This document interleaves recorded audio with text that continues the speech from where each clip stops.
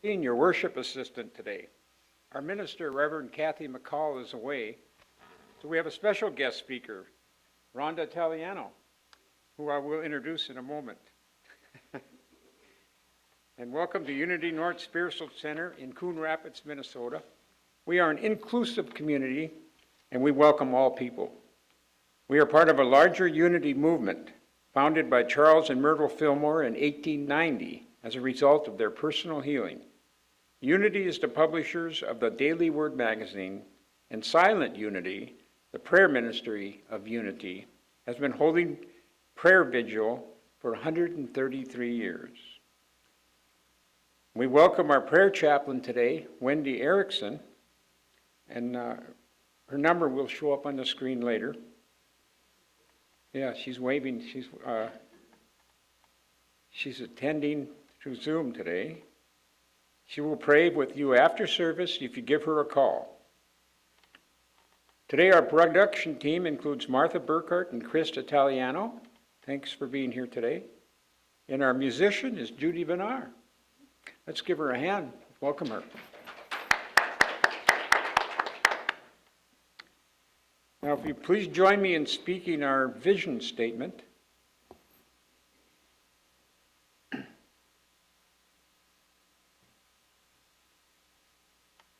Centered in prayer, we create for all a world of love, harmony, and abundance.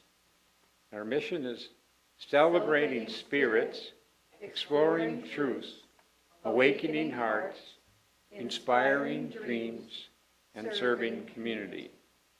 And there's our values. That's the basis of these, vision and mission. So thank you, Judy, for, and now Judy will play us an opening song.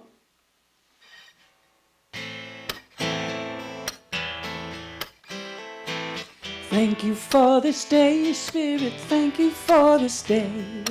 Thank you for this day, Spirit, thank you for this day.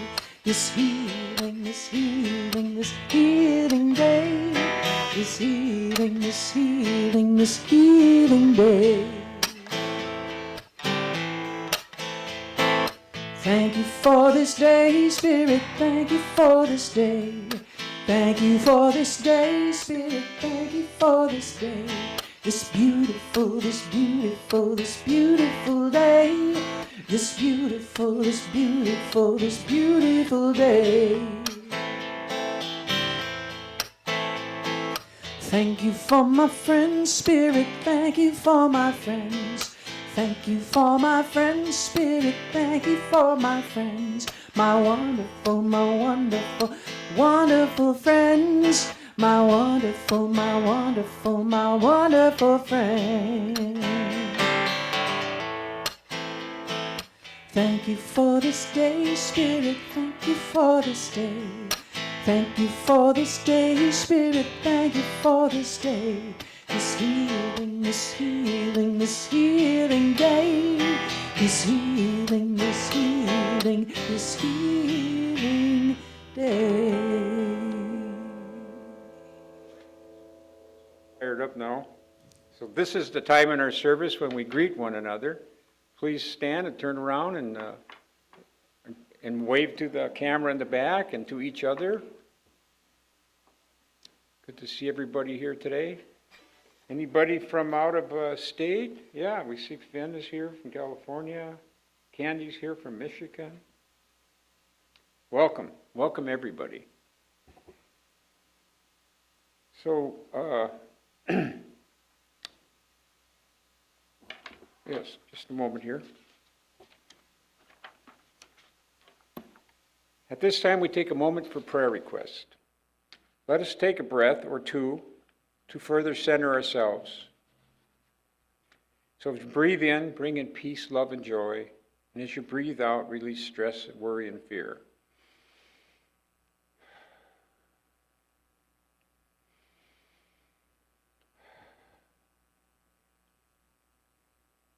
Instead of saying your prayer request aloud, we invite you to speak a name or prayer request silently in the sanctuary or aloud in the privacy of your home.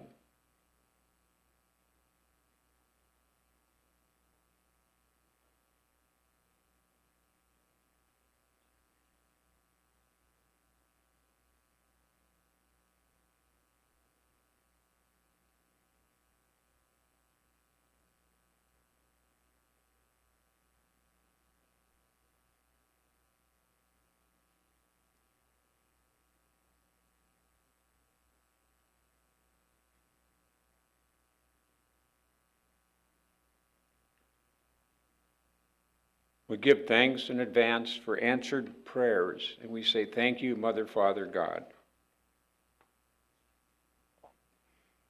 So let us remain centered and still as I read our daily word.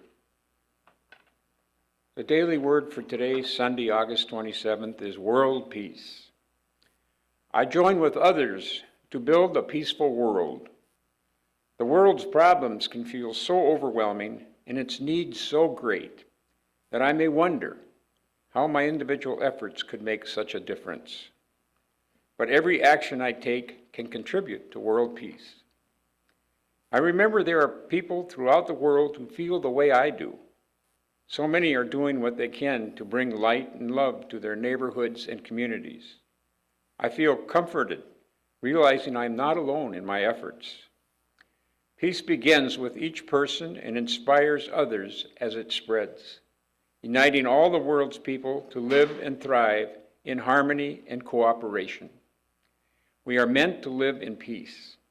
I hold that vision and offer compassionate service as a way to make my dream for world peace a reality for all of us. Let us then pursue what makes for peace and for mutual upbuilding, from Romans chapter 14, verse 19. And now, Judy will play a song to prepare us for meditation.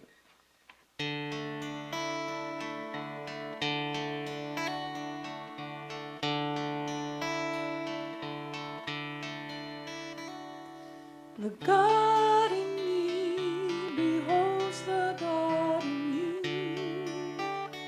Namaste. The God in me beholds the God in you. Namaste. All is beautiful. All is well. All is beautiful, all is well. The God in me beholds the God in you. Namaste. The God in me beholds the God in you. Namaste. All is beautiful, all is well.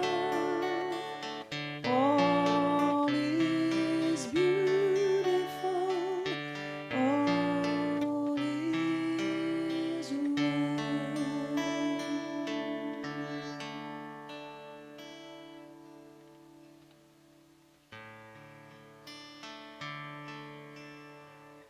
I invite you to settle into your chair.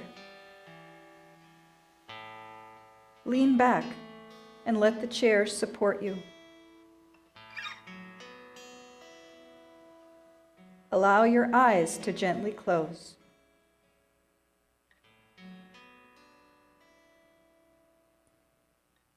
Feel your feet on the floor. You can rest now. Let go.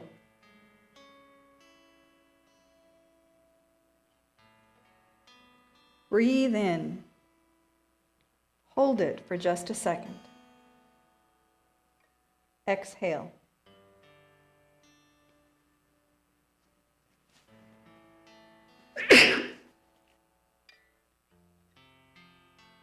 Exhale, visualize any troubling thoughts leaving your body, leaving your mind.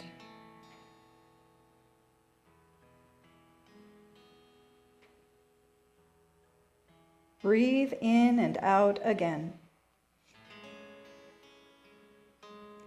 As you inhale, imagine breathing in whatever your body and spirit need right now. As you exhale, see what no longer serves you, leaving your body. Breathing in and breathing out. Taking in what your body needs, leaving behind what no longer serves you.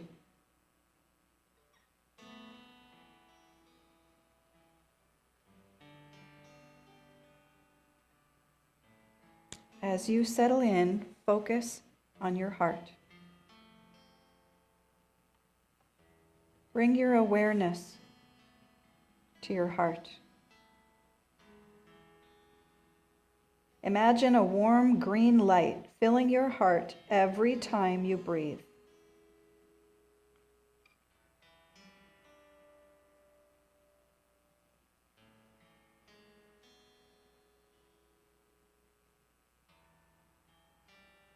As you focus your attention on your heart space, you may notice a warming sensation or a cool breeze.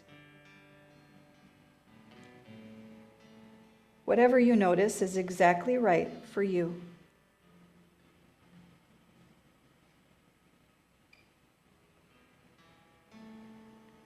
Enjoy your time in your heart space for just a bit.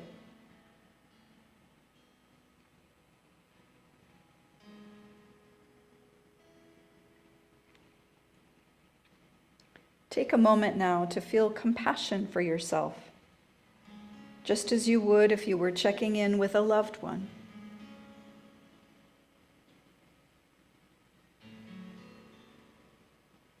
Releasing any judgment, releasing any attachment or expectation. Think about something you might like to change.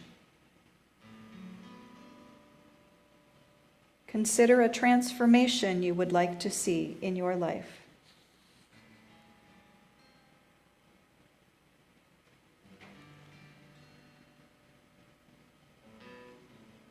Approach the possibility of this transformation as a beginner with a clean slate. Imagine yourself being open to change.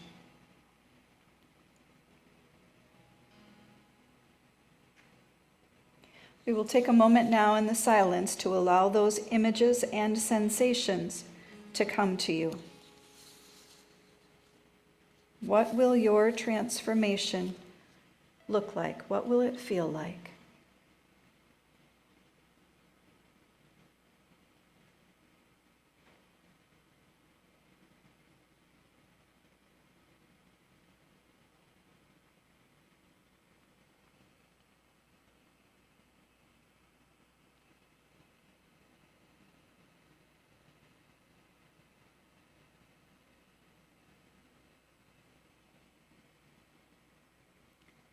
As you become quiet and still, you may be reminded of aspects of yourself that you forgot or just haven't noticed in a while. As a beginner, the possibilities are infinite.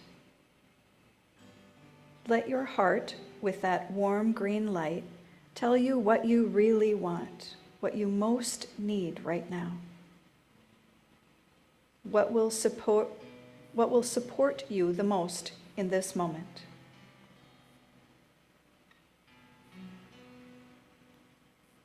Proceed with acceptance, curiosity, and love for yourself. Give yourself permission to be wherever you are with no judgment. Truth shows up in this space. Be open to that clarity within you.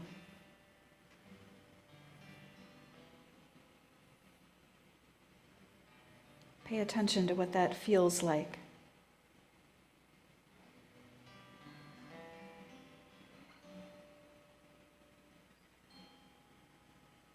I'm going to ask you to take another breath and then become aware once again of the physical sensations in your body. Focus on that first physical awareness that draws your attention.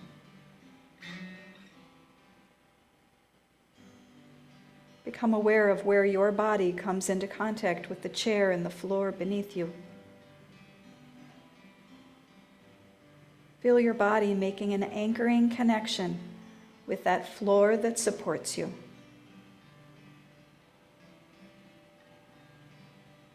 The key to change is consciousness. Listen throughout the day and the week to the wisdom of your heart. Remind yourself of the truths that came to you with that warm green light. Like a butterfly that started out as a caterpillar, you are emerging from a cocoon, spreading your wings for the first time. You have become something new.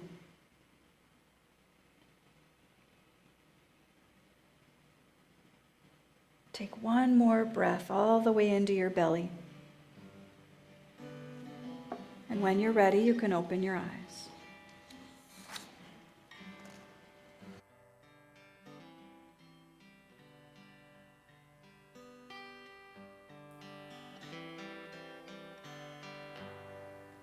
Give me a smile. Don't carry the world on your heart. When things go awry, it's not always your fault. Give me your hand. You don't have to run by yourself.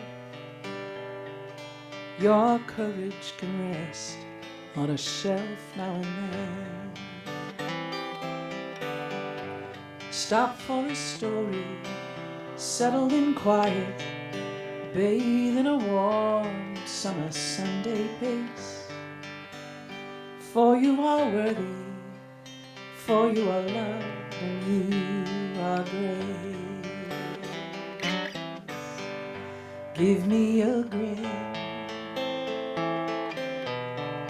Don't turn back that young, playful one. We all need to laugh and become them again.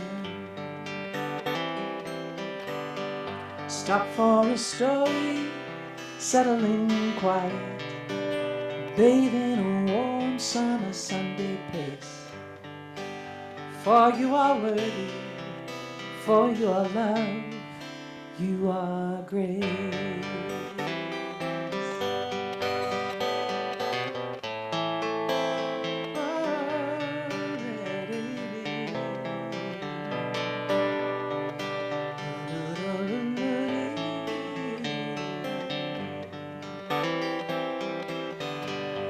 Stop for a story, settle in quiet, bathe in that warm summer Sunday pace.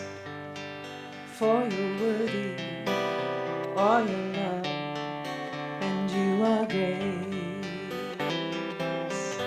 Give me a grin. Don't hold back that young, playful one. We all need to laugh and become them again. Stop for a story, settle in quiet, bathe in that warm summer Sunday pace. For you're worthy, all you're loved, and you are grace. For you are worthy, for you are loved, and you are great.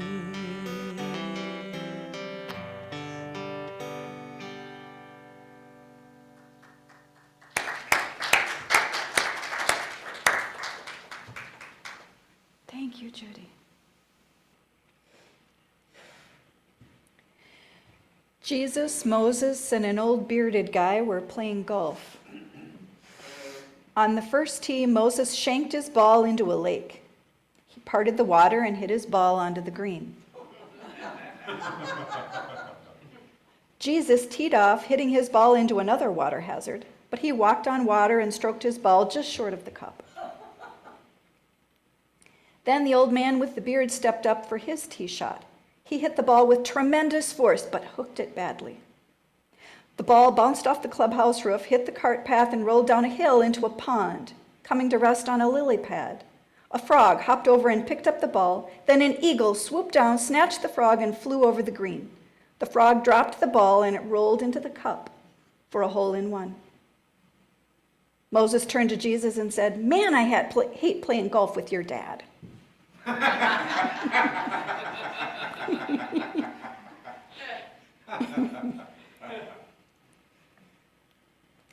The talk this morning is entitled Building Christ Consciousness. That sounded like a good idea to me, building up my awareness of spirit. Looking for a place to start, I took Charles Fillmore off the shelf. For those of you new to Unity, Charles and Myrtle Fillmore were a husband and wife team. They were the founders of the Unity movement, and Charles did most of the writing in that duo. In Atom-Smashing Power of the Mind by Charles Fillmore, he says, step by step, thought added to thought, spiritual emotion added to spiritual emotion, eventually the transformation is complete. It does not come in a day, but every high impulse, every pure thought, every upward desire adds to the transformation of the human. So if I am intending to transform my employment, my prosperity, my relationships, whatever, I build it one forward step, one upward thought, one spiritual emotion at a time. Now, Charles was writing in the late 1800s and the early 1900s. I think this book was first released in 1898.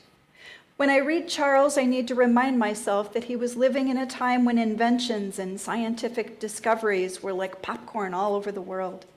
Atoms were discovered in the 1800s, and they were becoming more popular in news articles and scientific journals. Microscopes allowed scientists to really look at the different parts of atoms and what they could do. When Charles chose the title for his book, Atom-Smashing Power of Mind, he was tying spiritual principles to scientific discoveries.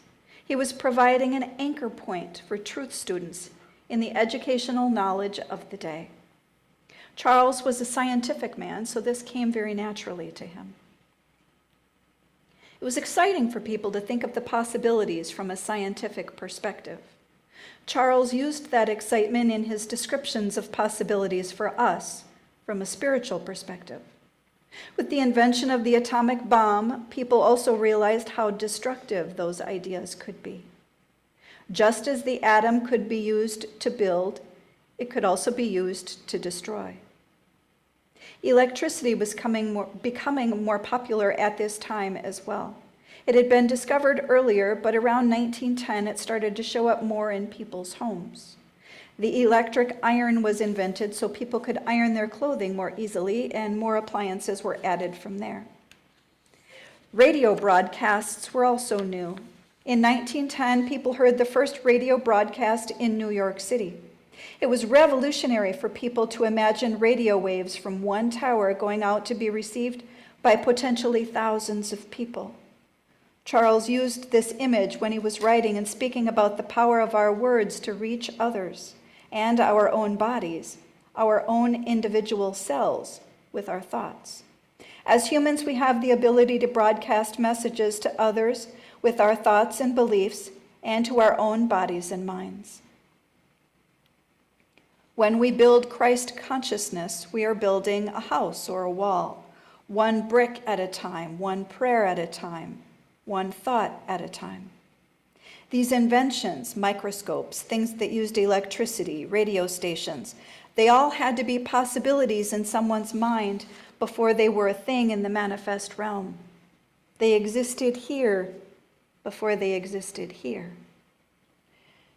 So because so many things were being invented and discovered around this time, this process was easier to point to, easier to mimic, easier to learn from. Today we are a bit more removed from all of these ideas and inventions coming into manifestation at the same time. We don't have the momentum at our fingertips. We have to close our eyes for just a second and remember that we have to remember what it must have been like.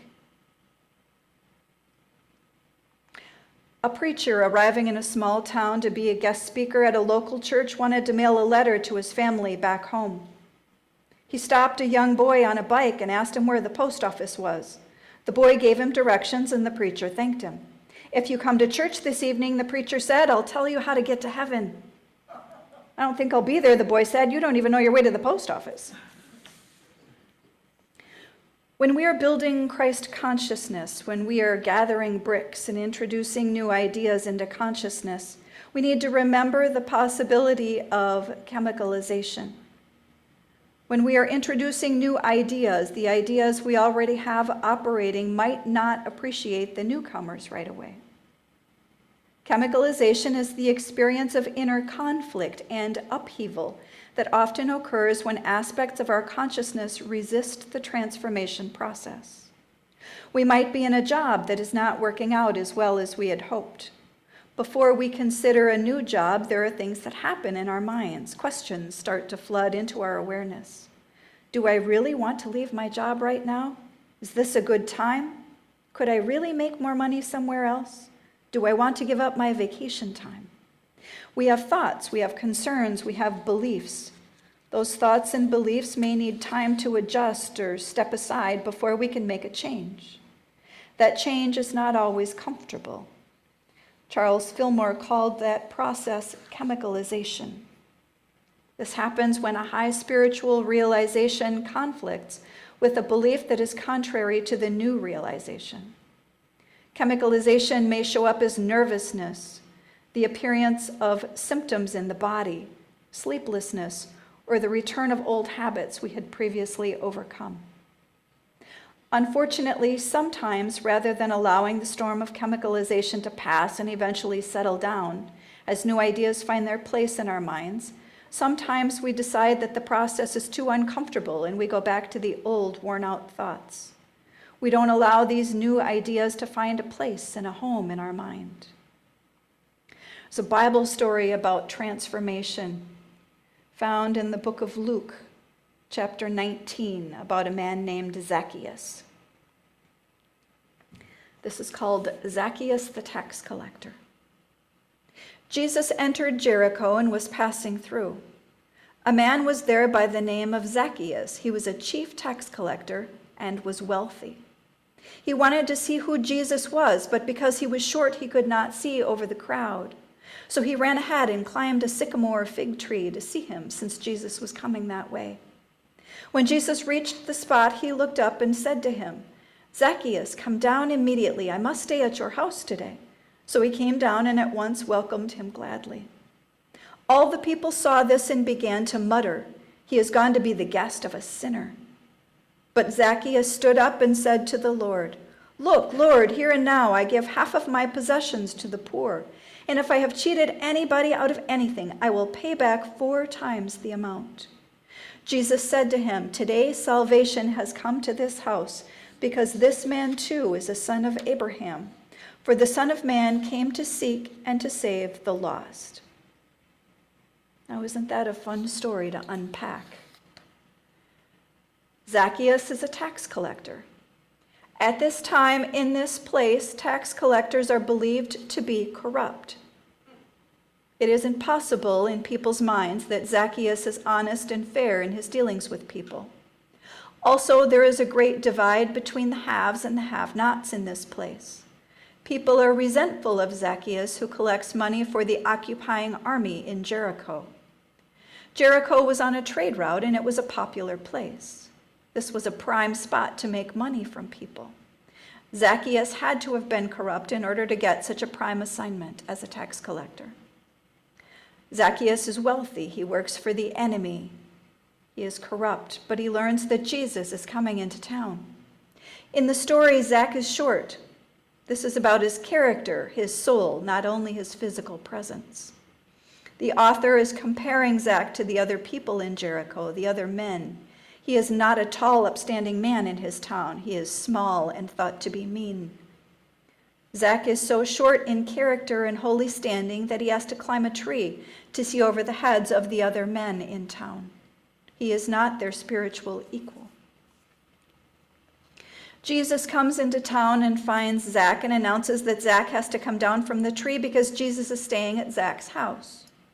People in Jericho are surprised, insulted, and disappointed. Jesus is going to stay with a sinner, a tax collector, someone who is corrupt and works for the occupying government. Jesus gets to Zach's house, and Zach offers to get on the right path. I will give up half of everything I have to the poor. This is a good start. Zach is wealthy. He goes on making promises to Jesus. If I've defrauded anyone, I will pay it back times 4. So if he took $25 from someone and cheated them somehow, then he would pay back $100. Jesus sees that Zacchaeus is sincere and tells him, today salvation has come to this house. Today a transformation has taken place. Today someone got on the right path to dealing honestly with others. Imagine how many years Zach must have been cheating people, taking more money for taxes than he was supposed to have and keeping the difference for himself, building his own wealth while the people around him had to scrounge to survive. It is an honor in this culture to stay with someone else, to stay in their home. You honor your host by being in their space, eating with them, talking with them, sleeping in their home. Jesus was honoring Zacchaeus when Jesus told Zach to get down from the tree because Jesus had to stay at his house that night. Transformation took place. Jesus ignored those rumblings from people who thought he should stay with someone more reputable, more religious, more holy. Jesus went to the one who needed him the most and tried to get him on the right path. This story is called The Most Unlikely Person. A little girl was home alone and ill. She called her mother at work and told her, "Mama, I need you."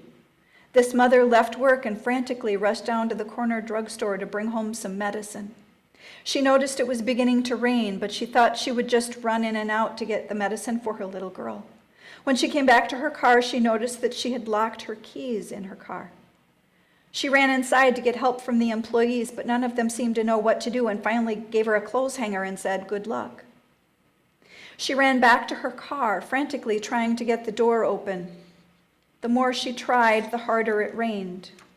Out of desperation, she cried out, "Lord, I need your help and I need you right now." Suddenly, an old pickup pulled right next to her. She looked up and saw a man approaching her. He was dirty and he had scars and tattoos all over his body. Without thinking, she embraced this man and said, "Sir, could you possibly help me? My daughter is sick at home and I have to get this medicine to her as soon as possible. And I locked my keys in my car." Within a minute or two, this man successfully unlocked her car. Out of joy, she grabbed this man and gave him a huge hug and said, "You are such a nice man." The man pushed her away and said, "No, ma'am, I am not. You see, I have just escaped from prison and I steal cars for a living." Without any hesitation, this woman looked up toward heaven and said, "Thank you, God, for sending me a professional."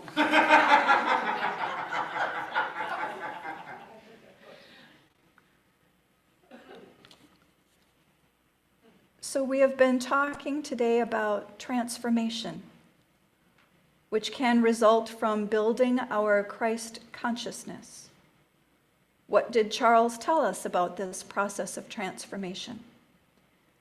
Step by step, thought added to thought, spiritual emotion added to spiritual emotion. Eventually, the transformation is complete. It does not come in a day, but every high impulse, every pure thought, every upward desire adds to the transformation of the human. I'll say that one more time. Step by step, thought added to thought, spiritual emotion added to spiritual emotion. Eventually, the transformation is complete.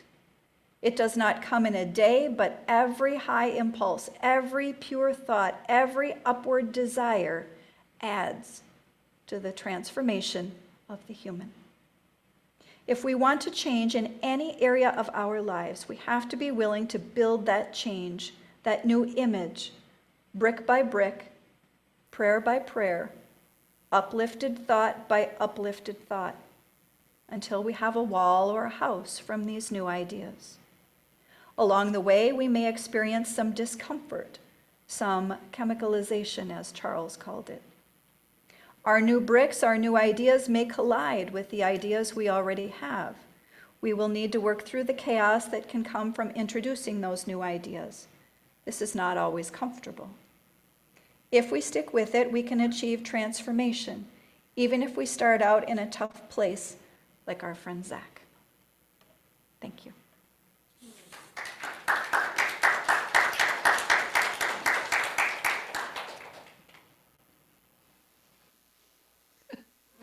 Still laughing at that, too.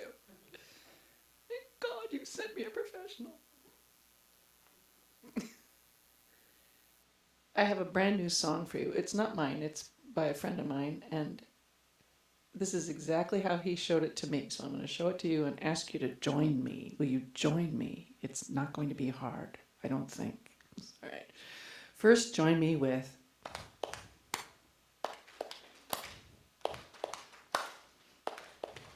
Yeah, see, it's not hard at all. There you go. Or you can just do that, if the other one's hard. Good. Then I want you to sing with me. You ready? It's a question of faith. Sing that. It's a question of faith. It's a question of faith. It's a question of faith. Now hang on, you'll get to sing it again. I'll sing a few things and then I'll ask you to sing that line, okay? You with me? All right, sing it with me. Come on now. You with me? Okay, good. What do I believe? What can be perceived? What can we achieve?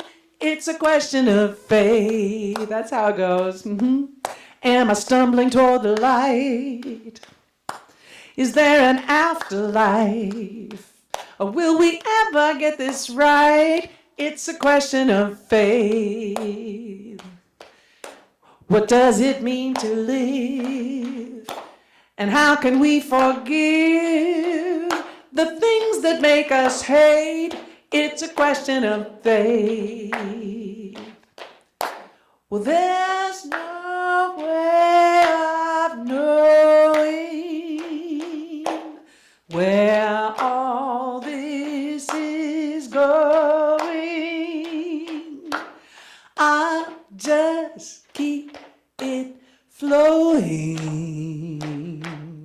So why are we here?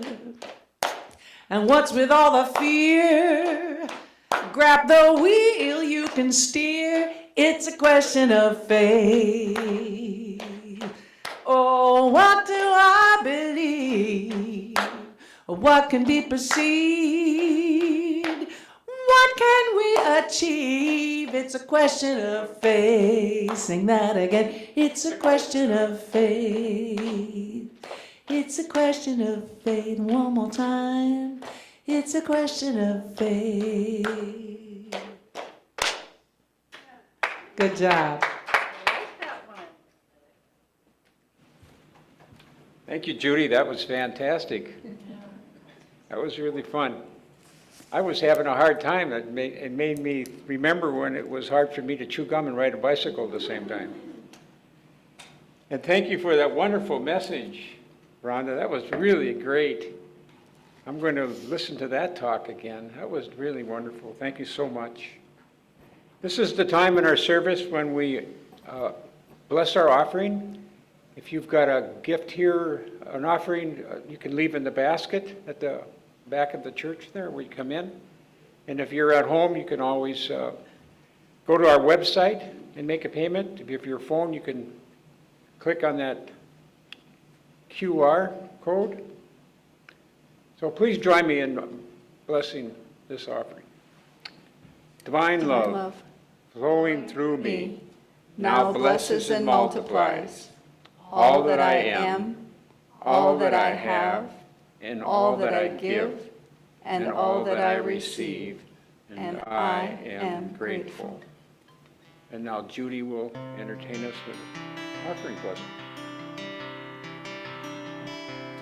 Gratitude before me, gratitude behind me, gratitude to the left of me, gratitude to the right of me, gratitude above me, gratitude below me, gratitude within me, gratitude all around me, I'm so grateful.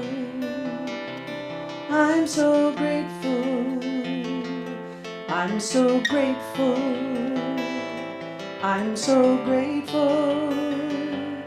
I'm so grateful.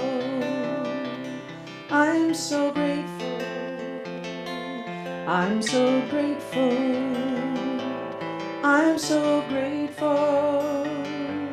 I'm so grateful.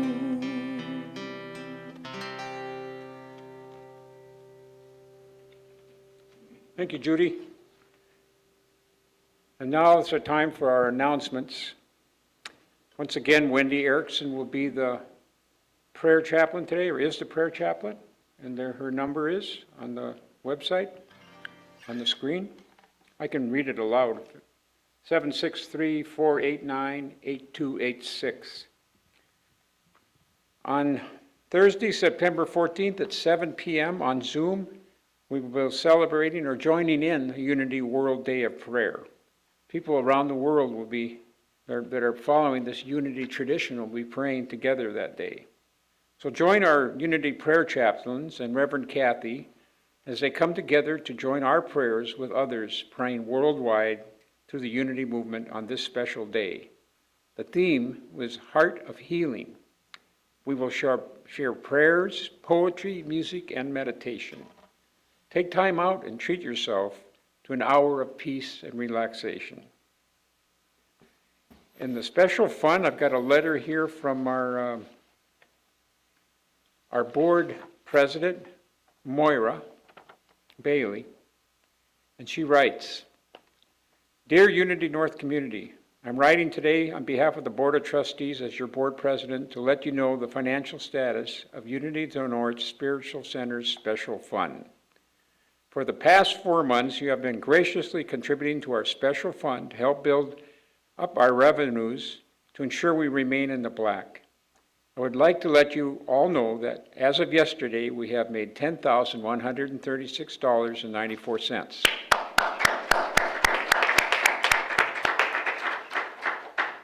We want to continue these offerings even after our goal is made because it's encouraged you all to continue a general tithe by just adding a little bit more. And we thank each of you, whether you are here in person today or miles away from Minnesota. We truly appreciate you. With blessings, Moira. We have upcoming guest speakers. Next Sunday will be Reverend Lori Brandt again. And next Sunday after that, September 10th, will be the Unity North Prayer Chaplains. That should be an interesting service. I don't remember the last time the chaplains did a service, but I do remember them doing something like that before. So that'll be fun. And then the new classes include the Foundations of Shamanic Practice with Carl Schletterbeck on Tuesday, August 29th from 7 to 9 on Zoom. Among other things, everybody can use the shamanic techniques to deepen their own spirituality and restore their connection with the natural world, the sacred nature, and safely foster direct spiritual experience. Then we'll explore the spiritual technologies that for millennia have helped people realize who they really are, have personal empowerment and restoration of our spiritual connections with the earth and our ancestors and other beings. So this seminar will also provide tools for spiritual autonomy and prepare people to continue to study more shamanic practices. Written material will be provided to those who register by Friday, August 25th. So that was 2 days ago. There could be a chance that you could register on Monday. You might still be able to get that preparatory material.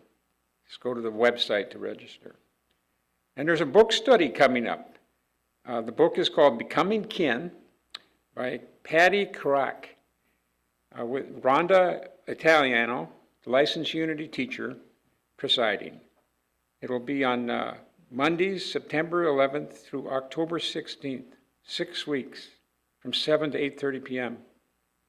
This remarkable sojourn through native and settler history will allow us to pick up what was lost along the way in our history. And we'll also get to see the land as a relative as something we're related to very, very much because of our connection with the earth, rather than as a resource to be mined and make money. Please obtain the book and read through page 24 before the first meeting and register online. Once again, there's the URL code. Okay, at this time, we will also have another song by, am I right here? Is this right? No. Pretty soon. Pretty soon, yeah. Well, an affirmation slide, that's what I'm looking for. Oh, and it's there. Okay, please join me with the affirmation. Centered in prayerful intention, we give thanks for an overflowing abundance of spiritual awakening, prosperity, new members, and children for Unity North Spiritual Center. And now please stand and enjoy us with the peace song. Let there be peace on earth, and let it begin with me. Let there be peace on earth, the peace that was meant to be, with God as our creator, family all are we. Let us walk with each other in perfect harmony. Let peace begin with me. Let this be our moment now.